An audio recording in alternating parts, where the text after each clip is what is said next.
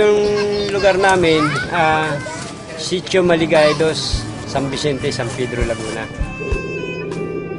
Siyempre, alam mo naman, ganitong lugar, squatter area, tabing rilis, dikit-dikit ang bahay. Madilim talaga rito sa lugar ko na to. Wala kami dito sa loob, lagi kami sa labas. Nadadapa kasi madilim, yung dadaan mo, hindi mo alam, may nakaharang. Tutulog na lang ako, lailaw eh. Ang tawag nila sa akin dito si Mang Dimi Solar. Napaliwanag ko yung mga bahay nila madilim. Bubutas ka ng yero, lalagay mo yung bote, lagyan mo siya ng sealant, bago lagyan mo siya ng tubig na mineral, lalagyan ng sunrox. Bago kabit mo sa bahay, lagyan mo sealant mo para hindi tumulo.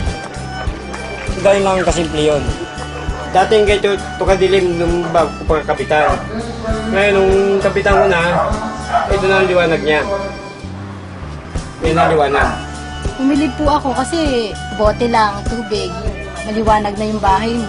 Bumaba yung ano ko, binayaran ko ngayon. Simula nung makabitan ako dito. At saka itong solar bottle bulb na to, hindi mainit. Dahil sa bote na yan, sa solar na bote na yan, gumanda ang araw namin. Ang nalagyan na namin ito ay bali 643. Gusto nga namin tuloy-tuloy para marami nga matulungan mga tao rin na yung maliwanagan mga bahay nilang madidilim. Parang katulad na rin ng bumbilya. Yung dati natin nakakalimutan at pakinabangan na ngayon.